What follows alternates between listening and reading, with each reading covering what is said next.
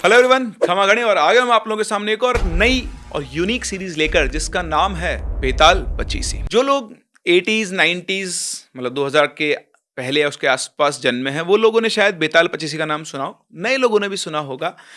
बेताल के ऊपर बेस्ड अभी एक मूवी आई थी थामा, उसमें भी आपको बेताल के बारे में पता लगा होगा। लेकिन जो हिंदू पौराणिक कथाएं हैं उसमें बेताल बेसिकली एक ऐसी शक्ति है, एक ऐसी आत्मा है जो शवों के अंदर घुसकर उन पर कब्जा कर लेती है। जैसा मूवीज में दिखाया जाता है, आउट ऑफ इंडिया जैसे वैम्पायर्स होते हैं वैसे बेताल होते हैं, तो बोल सकते हो आप ऐसा। लेकिन उनकी सबसे जो पावरफुल चीज होती है वो किसी डेड आदमी के शरीर में घुसकर उसके शरीर पर कब्जा कर सकते हैं, उनकी आत्माओं पर कब्जा कर सकते हैं। और ऐसी ही बेताल पचीसी के अंदर आपको बहुत ही यूनिक यूनिक स्टोरीज मिलने वाली है, जिनके अंदर आपको बहुत अलग सुपर नेचुरल के अलग अलग पहलुओं को जानने के बारे में मिलेगा। और इस सीरीज के अंदर कुछ डिफरेंट होने वाला है, जैसा कि एक्चुअली बेताल पचीसी में होता है।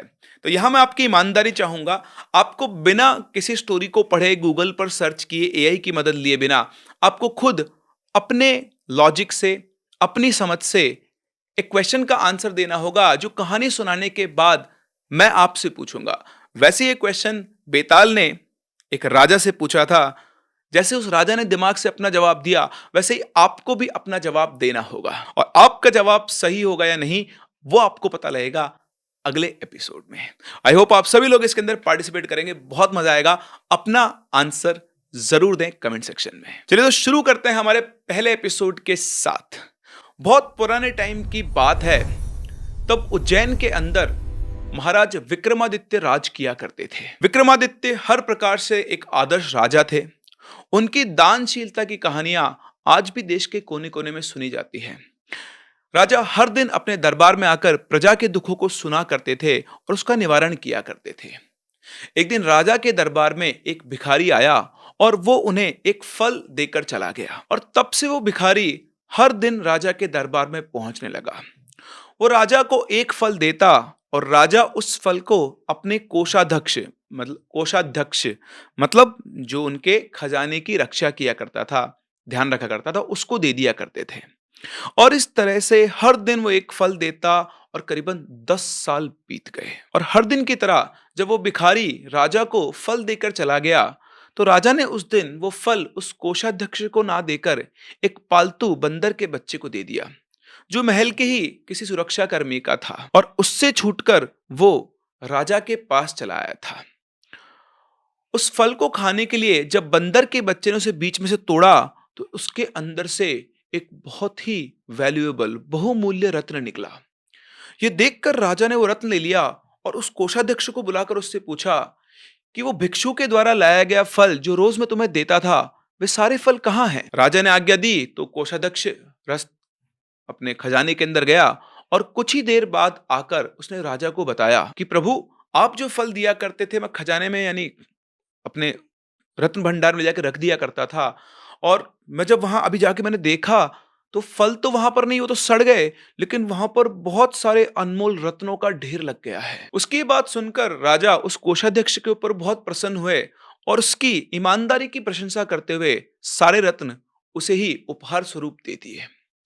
अगले दिन हर दिन की तरह जब वो भिक्षु यानी भिखारी राज दरबार में आया तो राजा ने उससे कहा कि हे भिक्षु, इतनी बहुमूल्य भेंट तुम प्रतिदिन मुझे क्यों अर्पित करते हो? अब मैं तब तक तुम्हारा यह फल ग्रहण नहीं करूंगा जब तक तुम मुझे इसका कारण नहीं बताओगे। राजा के कहने पर भिक्षु ने राजा से प्रार्थना की कि आपसे मैं एकांत में कुछ बात करना चाहता हूं। राजा उस भिक्षु को एक अलग जगह पर ले गए और उसके बाद उस भिक्षु ने राजा से कहा कि हे राजन, मुझे एक मंत्र की साधना करनी है जिसमें किसी वीर पुरुष की सहायता अपेक्षित है। हे वीर राजन, उस कार्य में मैं आपकी सहायता की याचना करता हूं। उसकी बात सुनकर राजा उस भिक्षु की सहायता करने को तैयार हो जाते हैं और उसे आश्वासन देते हैं कि वे उसकी सहायता अवश्य करेंगे। इसके बाद वो भिक्षु निश्चिंत होकर अपने घर चला जाता है। अब जब अमावस्या की रात आई तो राजा विक्रमादित्य ने उस भिखारी को जो अपना वचन दिया था उन्हें उसकी याद आई और वो नीले कपड़े पहन, माथे पर चंदन लगाकर, हाथ में अपनी तलवार लेकर चुपचाप अपनी राजधानी से निकल पड़े। वहां से निकलकर राजा विक्रमादित्य उस भिक्षु के द्वारा बताए गए शमशान में पहुंचे, जहां पर भयानक गहरा और घुप अंधेरा छाया हुआ था। जहां पर कुछ चिताएं जो जल रही थी, उनकी लपटें भयानक भयानक भयानक लपटें दिखाई दे रही थी। बहुत सारे नरकंकाल, खोपड़ियां, हड्डियां इधर उधर बिखरी बिखरी पड़ी थी। पूरा का पूरा शमशान भूत पिशाचों से भरा हुआ मालूम होता था, और आसपास से सियारों की डरावनी आवाजें शमशान को और भी ज्यादा डरावना बना रही थी। लेकिन वीर विक्रमादित्य बिना डरे वो शमशान में पहुंचकर उस भिक्षु को ढूंढने लगे। उन्होंने देखा कि वो भिक्षु एक वट वृक्ष के नीचे एक मंडल बना रहा था।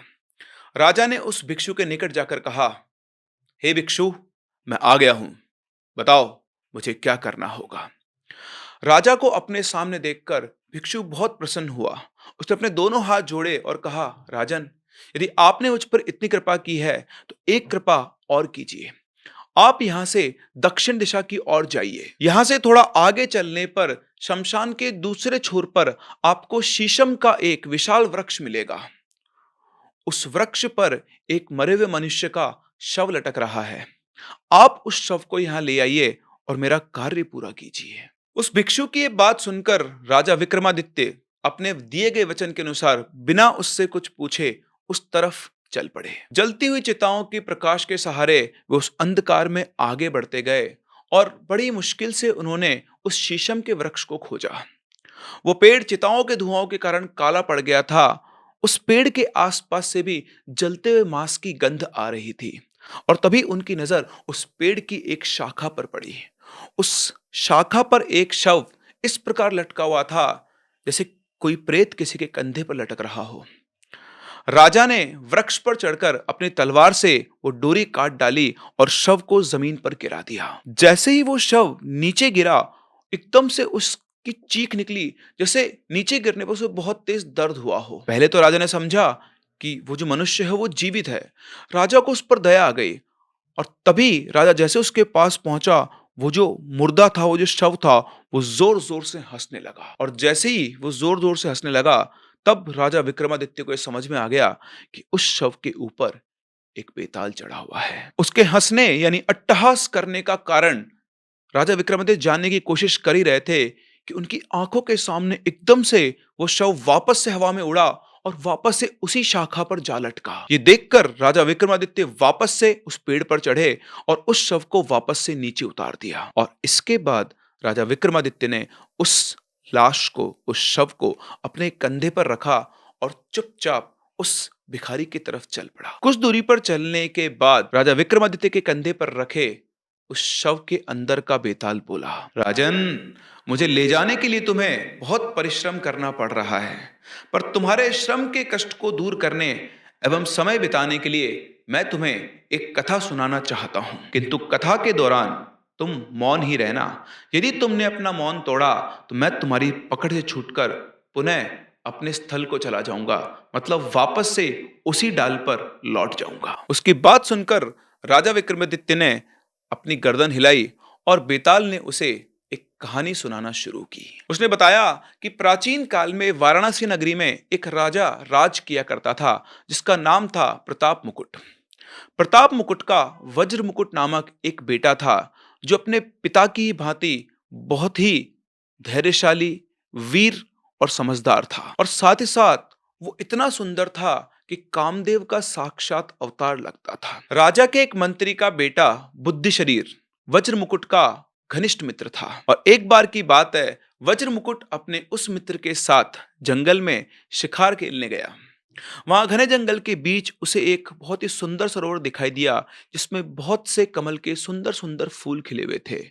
उसी समय अपनी कुछ सखियों के साथ वहां पर एक राजकन्या आई और सरोवर में स्नान करने लगी। उस राजकन्या के सुंदर रूप को देखकर वज्र मुकुट उस पर मोहित हो गया।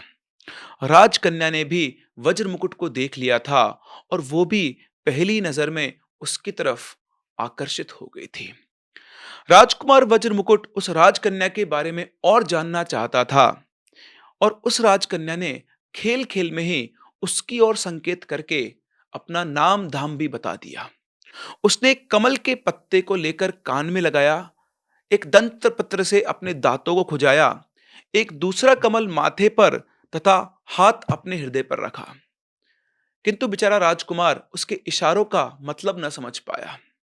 लेकिन उसके बुद्धिमान मित्र जिसका नाम बुद्धि शरीर था, उसने उन इशारों का मतलब समझ लिया और मंद मंद मुस्कुराते हुए वो अपने दोस्त की हालत देखता रहा, जो उस राजकन्या के प्रेम जाल से आहत हो चुका था। वो उस राजकन्या और उसकी सखियों को वापस जाते हुए देख रहा था और उसकी आंखों से वो दुख साफ साफ झलक रहा था। जब राजकुमार घर लौटा तो वो बहुत उदास था। उसकी हालत बिल्कुल ऐसी हो गई थी जैसे जल बिना मछली की हो जाती है। जब से वो शिकार से लौटा था, उस उसके दिमाग में सिर्फ वो राजकन्या ही घूम रही थी और उसके वियोग में यानी उससे बिछड़ने के चक्कर में उसका खाना पीना भी छूट गया था। जब भी उसे उस राजकुमारी की याद आती, उसे पाने के लिए उसका मन बेचैन हो उठता था। एक दिन बुद्धिशरी ने राजकुमार से एकांत में इसका कारण पूछा और कारण जानकर उसने कहा कि तुम चिंता क्यों करते हो राजकुमार, उसका मिलना कठिन नहीं है। तब राजकुमार ने अपने दोस्त की तरफ देखा और कहा, कैसी बात करते हो मित्र, जिसका ना तो नाम ही मालूम है और ना जिसके कुल का ही कोई पता है, वो भला कैसे पाई जा सकती है। तुम मुझे ये झूठा भरोसा क्यों दिला रहे हो। इस पर उसका मित्र बुद्धि शरीर बोला, मित्र, उसने तुम्हें इशारों से जो कुछ बताया था, क्या उन्हें तुमने नहीं देखा। सुनो, मैं बताता हूं। उसके उसने अपने कानों पर कमल रखकर यह बताया कि वो राजा कर्ण उत्पल के राज्य में रहती है, क्योंकि कानों को कहते हैं कर्ण और कमल को बोलते हैं उत्पल। तो जब कर्ण पे उत्पल रखा तो उसने ये बताया कि वो राजा कर्ण उत्पल के राज्य में रहती है। अपने दांतों को खुजाकर उसने यह संकेत दिया कि वो वहां के दंत वैद्य की कन्या है। अपने कान में कमल का पत्ता लगाकर उसने अपना नाम पद्मावती बताया और हृदय पर रखकर हाथ रखकर तुम्हें सूचित किया कि उसका हृदय तुम्हें अर्पित हो चुका है। उसके बाद बुद्ध शरीर ने वज्र मुकुट को बताया कि कलिंग देश में कर्ण उत्पल नाम का एक सुविख्यात राजा है। उसके दरबार में दंत वैद्य की पद्मावती नाम की एक कन्या है, जो उसे प्राणों से भी अधिक प्यारी है। इसके बाद बुद्धिशरी ने आगे बताया कि मित्र, ये सारी बातें मैंने लोगों के मुख से सुन रखी थी, इसलिए मैं उसके इन इशारों को समझ पाया। अब उसने अपने देश आदि की सूचना तुम्हें दे दी है। अपने दोस्त के ऐसा कहने पर राजकुमार को बहुत संतोष हुआ और अपनी प्रिया का पता लग जाने के कारण वो प्रसन्न भी बहुत हुआ और अगले ही दिन अपने मित्र के साथ वो अपनी प्रियतमा से मिलने निकल पड़ा। गए तो उसके साथ सैनिक भी थे, लेकिन आधे रास्ते में जाने के बाद उन दोनों दोस्तों ने पहले से ही प्लान कर लिया था कि हम अपने घोड़ों को बहुत तेज भगाएंगे और सैनिकों को पीछे छोड़ देंगे। और बिल्कुल ऐसा ही किया और अपने मित्र के साथ वो पहुंच गया कलिंग देश। राजा कर्णोत्पल के राज्य में पहुंचकर उसने दंतवेद की खोज शुरू की और उसका घर देख लिया। तब राजकुमार और उसका मित्र बुद्धशरीर दोनों उसके घर के पास ही निवास करने के लिए एक वृद्धा स्त्री के मकान में प्रवेश कर गए। मंत्री पुत्र ने घोड़ों को दाना पानी देकर उन्हें छुपाकर बांध दिया। फिर राजकुमार के सामने ही उसने उस बूढ़ी औरत यानी वृद्धा से कहा, हे माता, क्या आप संग्रामवर्धन नाम के किसी दंत वैद्य को जानती हैं। उनकी ये बात सुनकर उस वृद्धा स्त्री ने आश्चर्यपूर्वक कहा, हाँ बेटा, मैं जानती हूं, मैं उनकी धाय हूं, लेकिन अधिक उम्र हो जाने के कारण अब उन्होंने मुझे अपनी बेटी पद्मावती की सेवा में लगा दिया है। लेकिन मैं उसके पास बहुत कम जाती हूँ, क्योंकि मेरा बेटा नालायक और जुआरी है। मेरे वस्त्र देखते ही वो उन्हें उठा ले जाता है और उन्हें बेच देता है। बुढ़िया के ऐसे कहने पर प्रसन्न होकर मंत्री पुत्र ने यानी बुद्धि शरीर ने अपने आभूषण और वस्त्र देकर उस बूढ़ी औरत को संतुष्ट किया और फिर वो बोला, आप हमारी माता के समान हो। आप हमें अपना पुत्र समझकर हमारे कार्य गुप्त रूप से कर दो तो हम आपके बहुत आभारी रहेंगे। आप उस दंत वैद्य की कन्या पद्मावती से जाकर कहो कि जिस राजकुमार को उसने सरोवर के किनारे देखा था, वह यहाँ उससे मिलने आया हुआ है। प्रेमवश उसने संदेश कहने के लिए तुम्हें वहां भेजा है। अब उपहार मिलने की आशा में वो बुढ़िया तुरंत ऐसा करने को तैयार हो गई। वो पद्मावती के पास पहुंची और उसने पद्मावती को ये संदेश सुनाया और जब वो वापस लौट कर आई तो उन दोनों ने उससे पूछा कि क्या हुआ।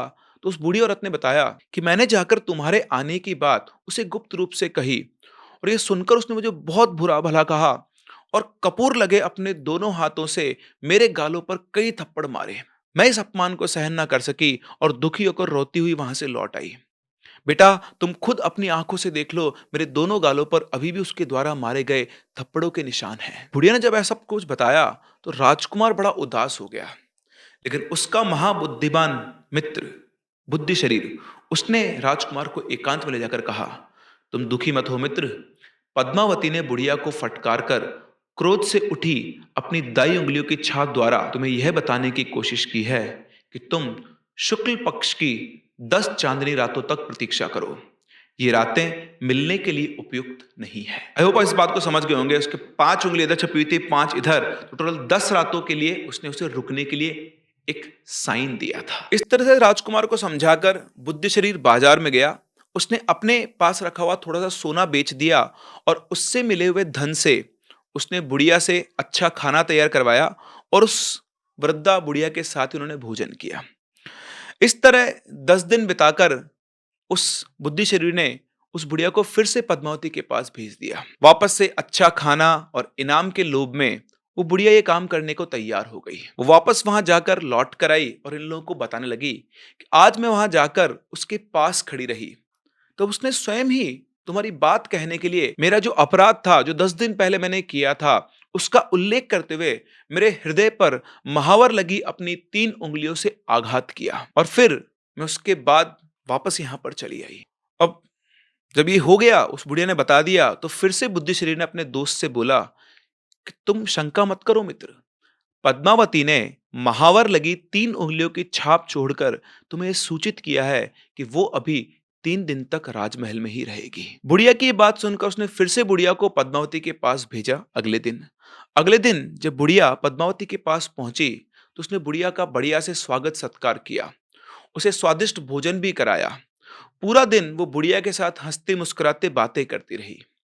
शाम को जब बुढ़िया के लौटने का समय हुआ तो बाहर से एकदम से शोरगुल सुनाई दिया। हाय हाय, ये हाथी पागल हो गया है, जंजीरें तोड़कर लोगों को कुचलता हुआ भागा जा रहा है। बाजार से लोगों की चीख पुकार सुनाई पड़ रही थी।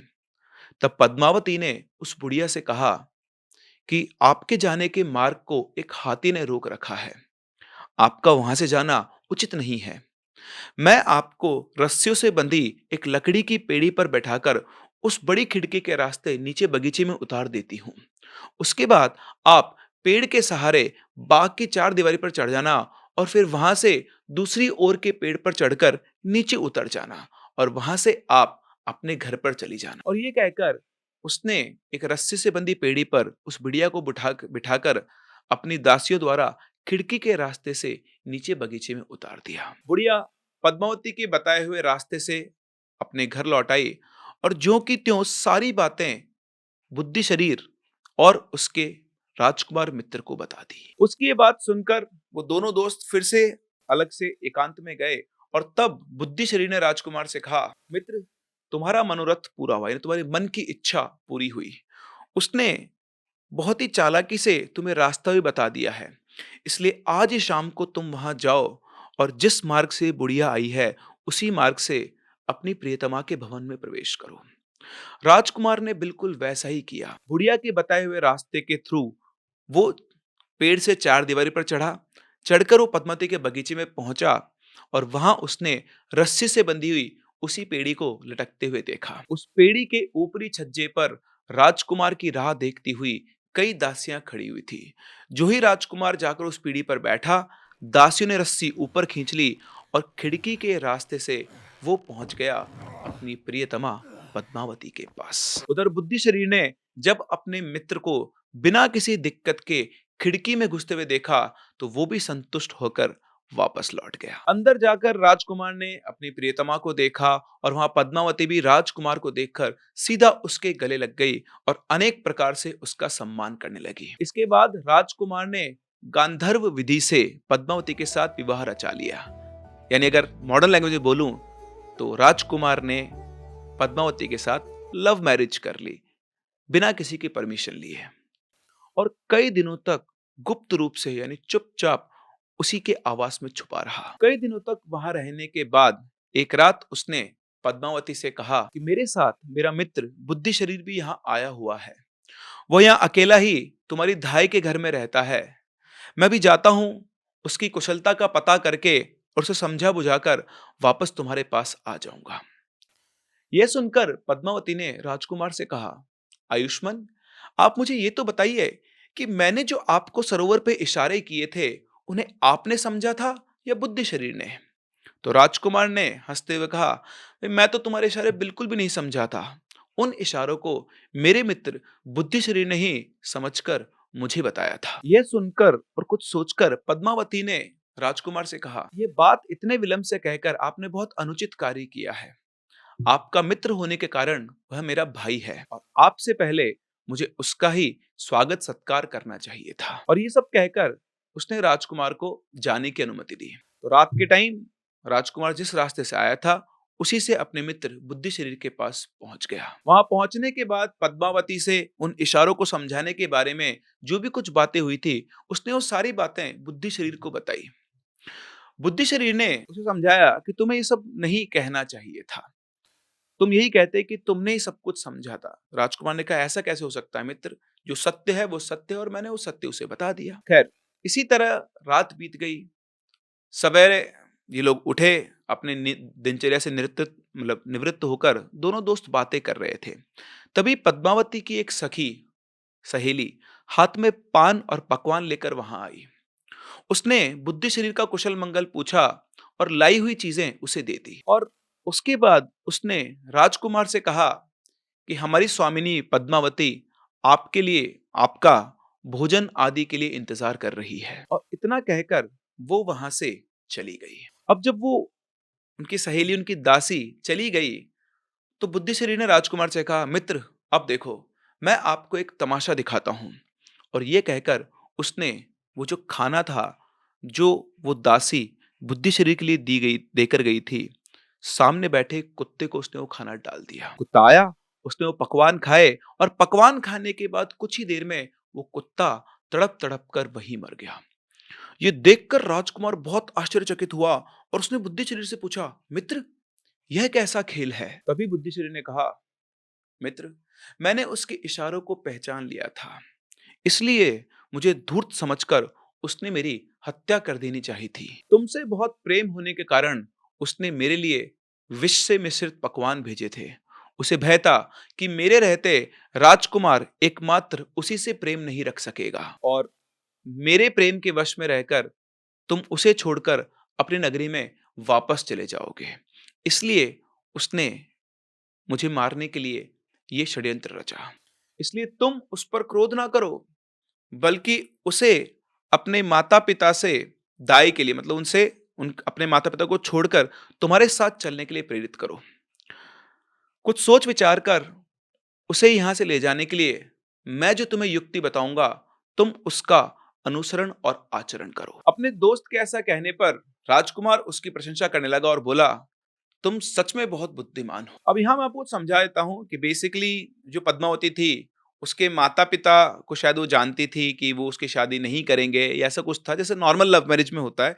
तो यहाँ पर भी ये था कि भैया घर वाले तो मानेंगे नहीं, इसके घर वाले पद्मावती के। तो उसको अब यहाँ से पद्मावती को बाहर निकालना था। लेकिन अगर डायरेक्ट उसको ले जाता भगा के, और जाती भी नहीं है, आज का ज़माना नहीं है ना, कितने सालों पुरानी बात है। तो उसको लेकर जाने के लिए कि अपने आप ही उसको इस राज्य से निकाल दिया जाए, इन्होंने नहीं, बुद्धि शरीर ने उसकी एक प्लानिंग की। और उस प्लानिंग का जो स्टार्ट हुआ वो हुआ इस इंसिडेंट से। ये दोनों दोस्त बातें कर रहे थे कि तभी अचानक बाहर से लोगों की आवाजें आने लगी, जो कह रहे थे, हाय हाय, राजा का छोटा बच्चा मर गया है। ये बात सुनकर वो जो बुद्धि शरीर था वो बहुत खुश हुआ। उसने राजकुमार से कहा, आज रात को तुम पद्मावती के घर जाओ, वहां तुम उसे इतनी मदिरा पिलाना कि वो बेहोश हो जाए और उसे अपना होश ही ना रहे। उस हालत में तुम एक त्रिशूल गर्म करके उसकी जांघ पर दाग देना और उसके गहनों की गठरी बांधकर रस्सी के सहारे खिड़की के रास्ते से यहां पर चले आना। उसके बाद मैं एक ऐसा उपाय करूंगा जो तुम्हारे और मेरे लिए कल्याणकारी होगा। राजकुमार को अपने दोस्त के ऊपर बहुत ज्यादा भरोसा था उसने वैसा ही किया। उसने पद्मावती को जी भर के शराब पिलाई और जब वो बेहोश हो गई तो उसकी जांघ पर त्रिशूल से एक दाग बना दिया। उसके गहनों की गठरी बनाकर वो अपने साथ ले आया। ये दोनों दोस्त सुबह शमशान में जाकर पहुंचे। वहां पहुंचकर बुद्धि शरीर ने और राजकुमार ने दोनों ने तपस्वी का रूप धारण किया। उसने राजकुमार को अपना शिष्य बनाकर उससे कहा, अब तुम इन आभूषणों में से मोतियों का हार ले जाकर बाजार में बेचने के लिए जाओ, लेकिन इसका दाम इतना अधिक बताना किसी कोई खरीद ना सके। साथ ही तुम यह भी कोशिश करना कि जब तुम इस हार को लेकर घूम रहे हो तो अधिक से अधिक लोग तुमको देखें। अगर नगर रक्षक यानी सिपाही तुम्हें पकड़े तो बिना घबराए हुए तुम ये कहना कि मेरे गुरु ने इसे बेचने के लिए मुझे दिया है। जैसा उसने कहा, राजकुमार बाजार में गया। वहां उस हार को लेकर घूमता रहा और उधर दंत वैद्य की बेटी के गहनों की चोरी की खबर पाकर जो सिपाही थे उसका पता लगाने के लिए शहर में ही घूम रहे थे। राजकुमार को हार के साथ देखकर, मतलब बेसिकली वो तपस्वी था, तो तपस्वी को जब उन्होंने हार के साथ देखा तो लोगों ने उसे पकड़ लिया। वो सिपाही राजकुमार को नगरपाल के पास लेकर गए। उसने उस तपस्वी को देखकर आदर सहित पूछा, भगवान, मोतियों का यह हार आपको कहां से मिला? पिछले दिनों दंत वैद्य की कन्या के आभूषण चोरी हो गए थे, उनमें से ये हार भी था। तब राजकुमार ने बोला, इसे तो मेरे गुरु ने मुझे बेचने के लिए दिया है, आप उन्हीं से पूछ लीजिए। तब नगरपाल राजकुमार के साथ शमशान पे पहुंचा, जहां पर तपस्वी रूपी बुद्धि शरीर बैठा हुआ था। जब जाकर नगरपाल ने उससे पूछा तो उन्होंने कहा कि मैं तो तपस्वी हूं, सदा जंगलों में यह वहां घूमता रहता हूं। संयोग से पिछली रात इस शमशान में आकर टिक गया था। यहां मैंने इधर उधर से आई हुई योगिनियों को देखा। उनमें से एक योगिनी राजपुत्र को ले आई और उसने उसका हृदय निकालकर भैरव को अर्पित कर दिया। मदिरा पीकर वह मायाविनी मतवाली हो गई और मुझे मुंह चिढ़ाकर मेरी उस रुद्राक्ष माला को लेने दौड़ी जिसके मनकों के साथ मैं तप कर रहा था। जब उसने मुझे बहुत तंग किया तो मुझे उस पर क्रोध आ गया। मैंने मंत्र बल से अग्नि जलाई और उसकी जांघ पर एक दाग कर दिया और उसी समय उसके गले से मोतियों का यह हार खींच लिया। अब मैं कहता हूं कि ये हार मेरे किस काम का है, इसलिए मैंने अपने शिष्य को इसे बेचने के लिए भेज दिया था। ये सारी बात सुनकर नगरपाल राजा के पास पहुंचा और उसने राजा को सारी बात बताई। राजा ने बात सुनकर उस मोतियों के हार को पहचान लिया और पहचानने का कारण यह था कि वो हार राजा ने ही दंत वैद्य की बेटी को उपहार स्वरूप दिया था। इसके बाद राजा ने अपनी एक विश्वास पात्र बूढ़ी दासी को ये जांच करने के लिए दंत वैद्य के यहाँ भेजा कि वो पद्मावती के शरीर का अच्छे से निरीक्षण करे और ये पता करे कि उसकी जांघ पर त्रिशूल का चिन्ह है या नहीं। वो वृद्धा वहां पहुंची, उसने निरीक्षण किया और वापस आकर बताया कि सचमुच पद्मावती की जांघ पर एक त्रिशूल का दाग है। इस बात से राजा को विश्वास हो गया कि पद्मावती ही उसके बेटे को मारकर खा गई है।